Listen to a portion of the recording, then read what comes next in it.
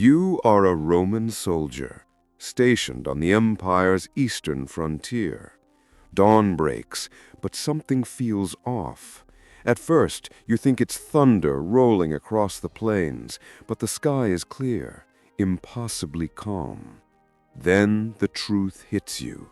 It's not thunder. It's thousands of hooves pounding the earth. The ground shakes beneath your feet. Your hands tighten around your spear as fear claws at your chest. You've heard the stories, tales your commanders dismissed as exaggerations meant to frighten new recruits. Tales of warriors who drink the blood of their enemies, of a ruthless leader who dines while his victims' gold melts in the flames of burning cities. You try to laugh at the thought, but laughter dies in your throat. And then you see them, emerging over the hill in the distance, faces you will never forget. Skulls deliberately deformed into terrifying shapes, eyes hollow and haunted, as if they've witnessed things no human should. And at their head, a man so unremarkable you almost dismiss him, until you meet his eyes, cold, calculating, unstoppable. You are staring down Attila the Hun, and right now, you have maybe 4 minutes to live. The year is 452 AD. The city of Aquileia stands as one of the wealthiest and most fortified cities of the Roman Empire. Its walls are massive, its citizens are confident, they feel safe. They are wrong.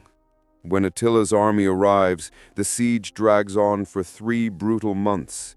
But it isn't the catapults or the hunger that breaks the city. It's what comes after. When the walls finally crumble, Attila gives a single command, one that history would never forget.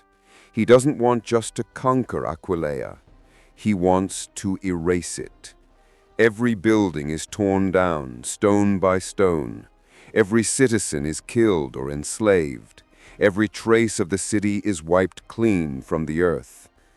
And he succeeds. So complete is the destruction that for centuries afterward, travelers passing through the area would not even suspect a city once stood there. The few who escape flee into the marshes, building a new settlement on the water where horsemen cannot follow. That settlement will grow into Venice, the city of canals, of gondolas, of beauty rising from terror. A city built because people were so afraid of one man that they chose the swamp over survival in their own homes.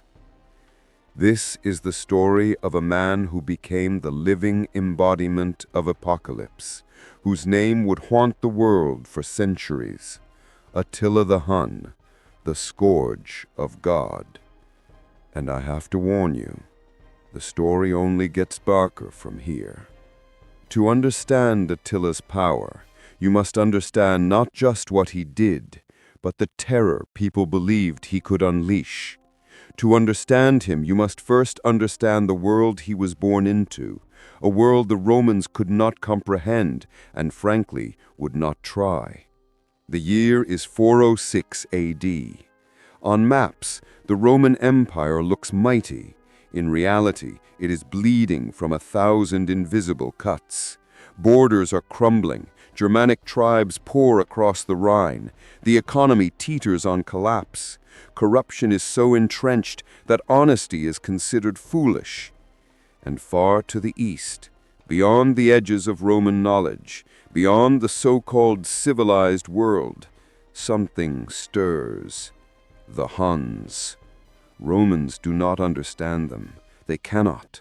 These are not city dwellers or farmers. They are nomads, born on horseback, living on horseback, and dying on horseback. To the Romans, they are a force of nature, wild, merciless, unstoppable. And one man will lead them to reshape history forever. The Romans wrote about the Huns with a mixture of awe and trembling disgust. To them, these riders were not simply enemies, they were something outside the category of human. And honestly, when you learn what made the Huns so different, you understand why the Romans felt that way. One of the first things that shocked outsiders was the Hunnic practice of reshaping the heads of newborns. The moment a child entered the world, bands of cloth were wrapped tightly around their skulls, forcing the soft bones to stretch upward and backward as the child grew. The result? Tall, narrow, unnervingly elongated skulls that looked more like something carved from nightmares than anything human. So imagine this. You're a Roman soldier standing on the frontier, and suddenly the horizon darkens with warriors whose heads look inhuman, almost supernatural.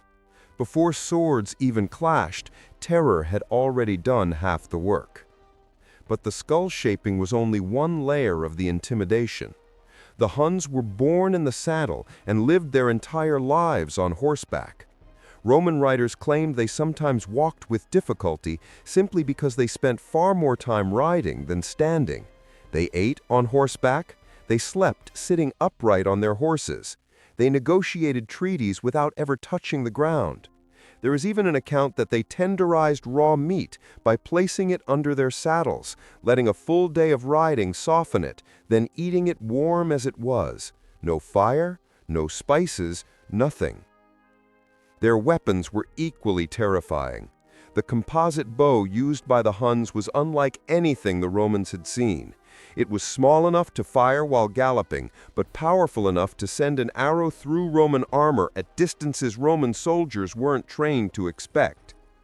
Their fighting style was pure chaos. No formal lines, no honor codes, no predictable strategies. They appeared suddenly, swarmed the enemy, pretended to flee, then circled back for a killing strike. To the organized, methodical Roman legions, it was like fighting a living storm. Into this world of shadows and fear, a boy named Attila was born sometime around 406 AD. But the legends often skip over the truth of how he truly became king. His rise began with blood, not enemy blood, but family. When the previous Hunnic ruler died in 434 AD, the power passed not to one leader, but to two, Attila and his brother Bleda.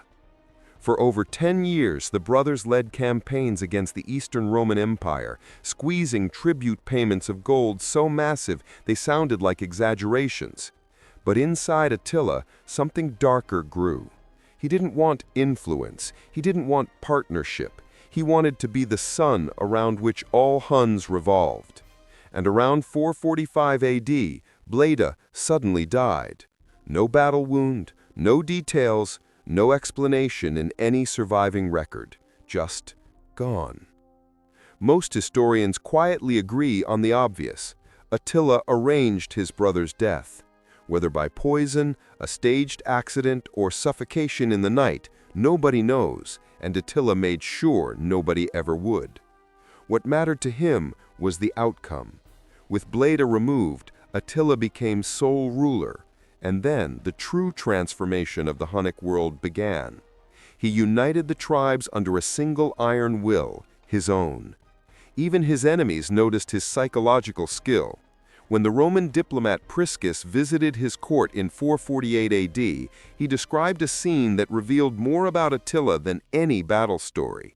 At a grand feast, everyone present, Roman envoys, tribal leaders, foreign kings, ate from plates of gold and silver, drinking from jewel-studded cups. They wore their finest robes, glittering with wealth stolen from across the continent. But Attila, the most powerful man in the room, ate simple meat from a wooden plate. He drank from a plain wooden cup. His clothes were clean, but deliberately ordinary. And while the hall echoed with laughter and celebration, Attila's face remained completely expressionless. He didn't smile. He didn't joke. He simply watched. This wasn't humility. This was a message. I don't need luxury to prove who I am. You do. That single performance frightened men more than any sword. Even though Attila was described as physically average, short, broad-chested, with small eyes and a thin beard, everyone who met him said the same thing.